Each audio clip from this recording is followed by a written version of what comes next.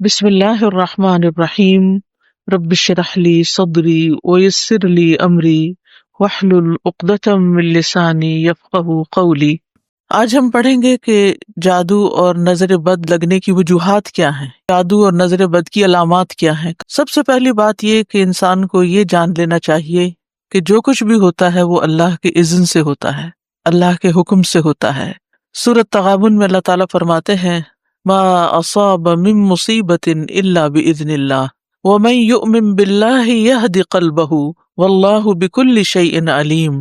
جو مصیبت بھی آتی ہے وہ اللہ کے اذن سے ہی آتی ہے، اور جو شخص اللہ پر ایمان لائے تو اللہ اس کے دل کو ہدایت بخشتا ہے اور ہر چیز کو جاننے والا ہے۔ یعنی جب ایسی کوئی تکلیف پہنچے تو انسان سوچے کہ یہ اللہ کے اذن سے آئی ہے، اس کے پیچھے اللہ کی کوئی حکمت ہے، کوئی مصلحت ہے، کوئی مقصد ہے، اور اگر آئی ہے تو اس کو دور کرنے والا بھی اللہ ہی ہے۔ اور من یؤمن باللہ یہد قلبہ، اس کے بارے میں عبداللہ بن مسعود نے کہا کہ یہ وہ شخص ہے کہ اگر اس پر کوئی مصیبت آ پڑے تو وہ اس پر بھی راضی رہتا ہے، بلکہ سمجھتا ہے کہ یہ اللہ ہی کی طرف سے ہے۔ پھر یہ بات یاد رہے کہ ہر بیماری، تکلیف یہ تقدیر کا حصہ ہے، یعنی اللہ سبحانہ وتعالیٰ نے بندوں کو پیدا کیا اور ان کی تقدیر بھی بنائی۔ تو اسی لیے مومن کیا کہتا ہے، قل لن یصیبنا الا ما کتب اللہ لنا هو مولانا، کہ ہمیں ہرگز نہیں پہنچا مگر وہی جو اللہ نے ہمارے لیے لکھ دیا تھا، وہی ہمارا مولا ہے، یعنی اس کو ٹھیک بھی وہی کرے گا، اس تکلیف کو دور بھی وہی کرے گا۔ پھر اسی طرح اللہ کا اذن کیوں ہوتا ہے، اس کی وجوہات کیا ہوتی ہیں، وہ تو اللہ ہی بہتر جانتا ہے، لیکن جو وجوہات ہمیں قرآن و سنت سے پتہ چلتی ہیں ان میں سے ایک وجہ یہ ہے کہ جب انسان اپنے اذکار میں، تلاوت میں، دعاؤں میں، تعوذات میں کمی کرتا ہے تو شیطان کو اٹیک کا موقع مل جاتا ہے۔ جیسی سمپل سا فارمولہ ہے، آپ کو سردی کیوں لگ جاتی ہے؟ کیونکہ آپ نے پراپر کلودنگ نہیں کی ہوتی، آپ نے پراپر اپنے آپ کو ڈریس اپ نہیں کیا ہوتا، تو وہ پھر آپ کے اوپر اٹیک ہو جاتا ہے۔ اسی طرح بہت ساری چیزیں جو اسباب کی، یہ دنیا اسباب کی ہے، تو وہ اسباب کیا ہیں کہ جس کی وجہ سے کوئی مسئلہ پیش آ جاتا ہے، وہ ہم سب جانتے ہیں کہ اللہ سبحانہ تعالیٰ نے جتنی چیزیں دنیا میں بنائی ہیں ان سب کا کوئی نہ کوئی ایفیکٹ بھی ہے، ان کے اندر اثرات بھی ڈالے ہیں، تو وہ مخصوص اثرات ہوتے ہیں جو انسان کے اوپر عامل ہوتے ہیں۔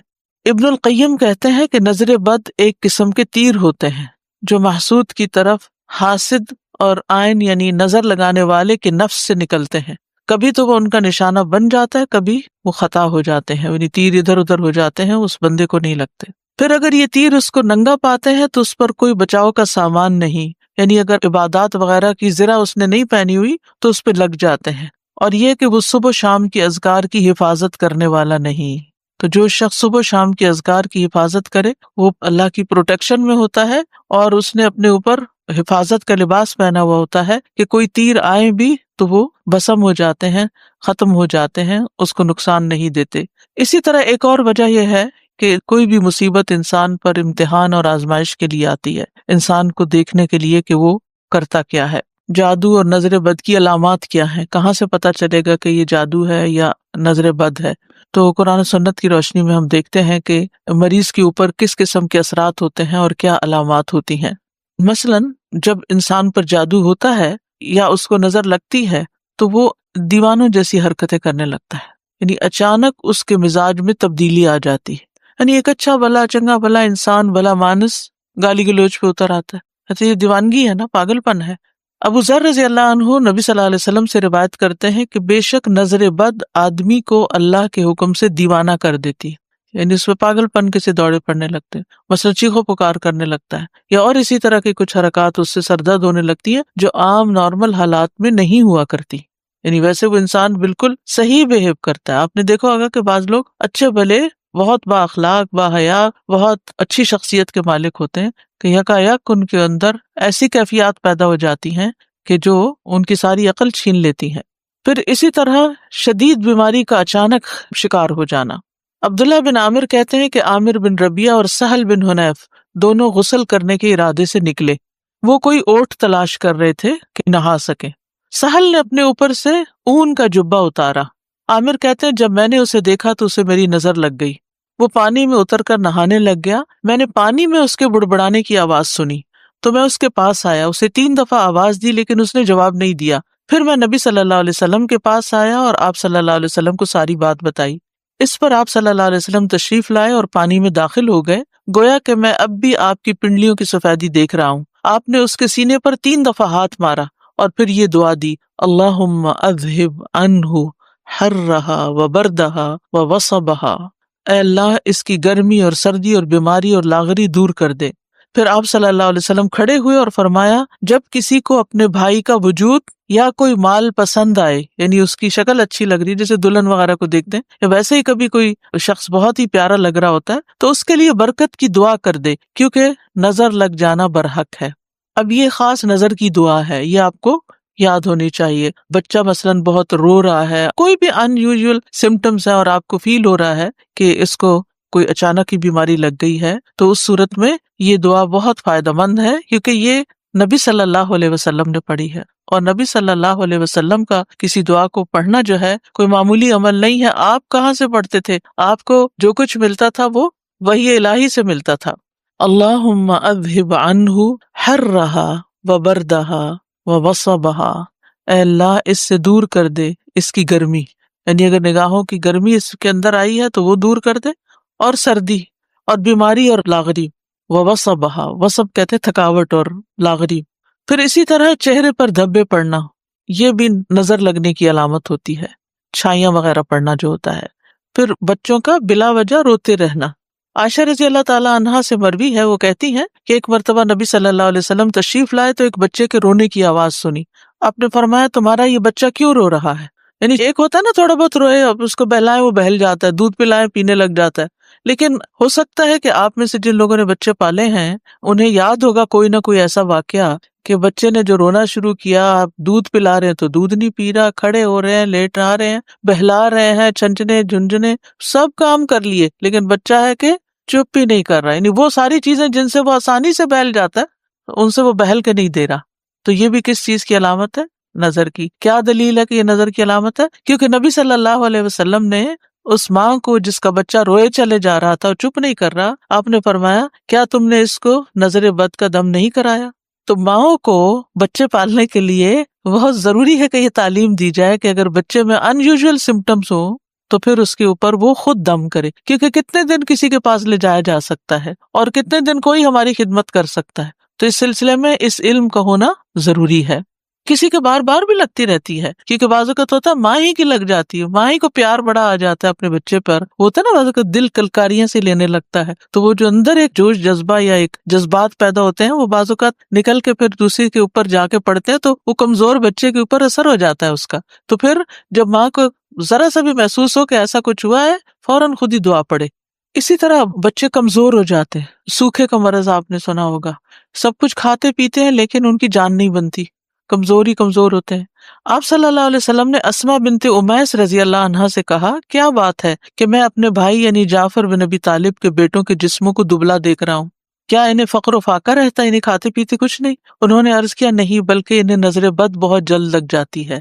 آپ صلی اللہ علیہ وسلم نے فرمایا، انہیں دم کرو۔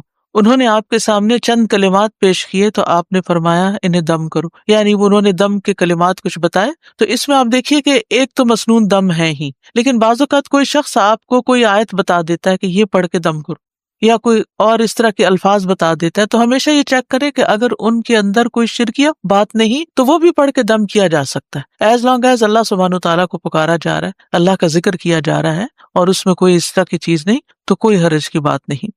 اسی طرح اوپر سے گر جانا، پھسلنا، یعنی اچانک ہی کوئی گر گیا، ہم کہتے ٹرپ کر گیا یا کسی اونچائی سے گر گیا۔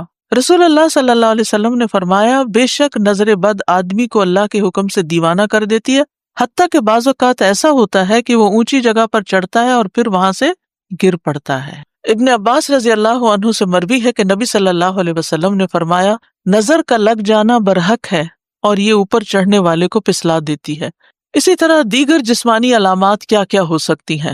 مثلاً بغیر کسی وجہ کے مزاج میں تبدیلی آ جانا، آپ ہر روز صبح آرام سے اٹھتے تھے، اپنے کام کاج میں لگ جاتے تھے، آپ کی روٹین تھی، ایک دن بھر کا ایک اسکیڈول تھا، لیکن آپ کے مزاج میں ایسی تبدیلی آ جاتی کہ کچھ کر ہی نہیں پاتے۔ تو بغیر اسباب کے مزاج میں تبدیلی آنے کی کچھ علامتیں ہیں۔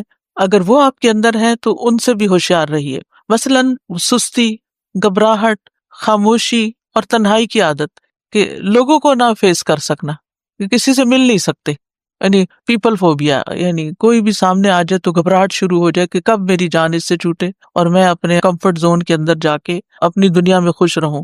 پھر ذہنی انتشار، یعنی کسی چیز پہ ذہن کا فوکس نہ ہونا، یعنی آپ پڑھنے بیٹھے ہیں تو آپ وہ لائنیں ادھر کی ادھر ہو جاتی ہیں، کچھ سمجھ ہی نہیں آتی کہ کیا پڑھا کیا نہیں پڑھا. بے چینی کی کیفیت لیکن جگہ بدلتے ہی افاقہ ہونا. مزاج میں حد سے زیادہ چڑچڑاپن، چھوٹی چھوٹی بات پر ناراض ہو جانا، موڈ آف کر لینا، کسی کام میں دل نہ لگنا، کہیں ٹکنا ہی نہ، ایک کام ایک دن کیا پھر وہ چھوڑ دیا، پھر وہ شروع کیا پھر وہ چھوڑ دیا. نماز، روزہ اور دیگر عبادات سے دل اکتا جانا. کئی دفعہ کہتی ہیں نا مائیں، بچہ اتنی اچھی خود ہی سے نماز پڑھ لیتا تھا، پتہ نہیں کیا ہوا یہ کہ آپ نے کسی سے کہا ہوگا میرا بچہ تو خود ہی پڑھ لیتا ہے نماز، اور وہی سے کام خراب. سر کا دکھنا اور بغیر سبب کے اچانک جسم گرم ہو جانا، حرارت بڑھ جانا. دونوں یا کسی ایک کندھے میں درد ہونا جیسے کہ کوئی انگارہ ہو، یعنی ایک جگہ خاص طور پر جیسے کوئی ہیٹ نکل رہی ہو وہاں سے. بیک ایک، نیچے کے حصے میں درد ہونا، یعنی جسم کے اچانک یہ جو یعنی بیک بون ہے اس کے نیچے درد.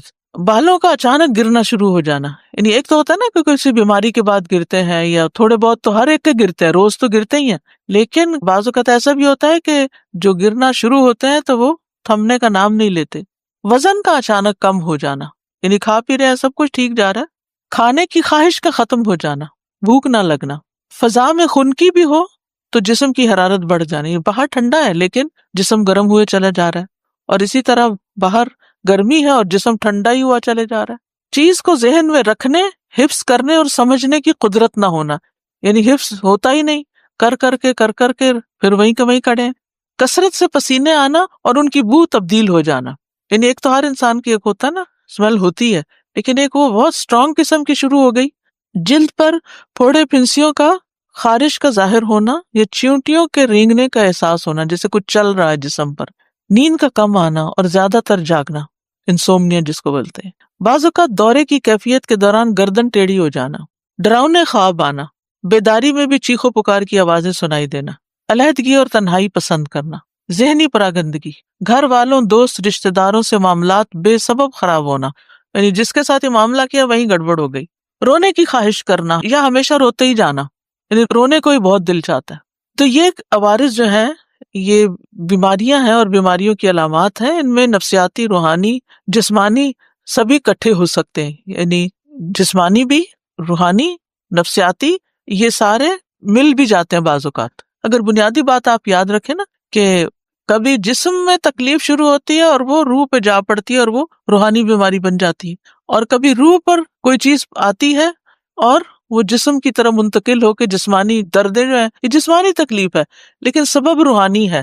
اسی طرح کچھ غیر معمولی علامات نظر آنا، ان میں خون کے چھینٹے گرنا، طے شدہ کپڑوں کو کٹا ہوا پانا، خاوند یا بیوی کو ایک دوسرے میں کشش ختم ہو جانا، ینگ ہے، جوان ہے، لیکن یہ نارملٹی ہے نا کہ ہسبینڈ کو وائف کی ضرورت ہی نہ رہے. پھر اسی طرح آپس میں بلا وجہ شکوک و شبہات پیدا ہو جانا، ایک دوسرے کا ٹرسٹ ختم ہو جانا، خاوند یا بیوی کو ایک دوسرے کی شکل بدصورت دکھائی دینا. تیسری بات، مال سے متعلق کچھ علامتیں، مال میں برکت نہ ہونا، اچانک نقصان ہونا، جسے نظر لگی ہوئی ہو وہ کام سے نفرت کرتا ہے، باوجود قدرت ہونے کے رزق تلاش کرنے سے روگردانی کرتا ہے، یہ کوشش ہی نہیں کرتا. لوگوں پر تہمت لگانا کہ لوگ مجھے گھورتے ہیں اور لوگوں کی وجہ سے میں ناکام ہوں، یعنی دوسرے لوگوں کو بلیم کرتے رہنا، یہ بھی ایک نارمل رویہ نہیں ہوتا نا. انسان اپنے نقصان یا اپنے ناکامی کی ریزن صرف دوسروں کو دے کے مطمئن نہیں ہو سکتا، اس کو خود بھی رسپانسبلٹی لینی چاہیے. لیکن وہ شخص کنونسڈ ہوتا ہے کہ نہیں، دوسروں کی وجہ سے ہی میں ناکام ہوں، میرا اپنا کوئی قصور نہیں. سبحانک اللہم و بحمدک، اشہد ان لا الہ الا انت، استغفرک و اتوب الیک. السلام علیکم و رحمۃ اللہ وبرکاتہ.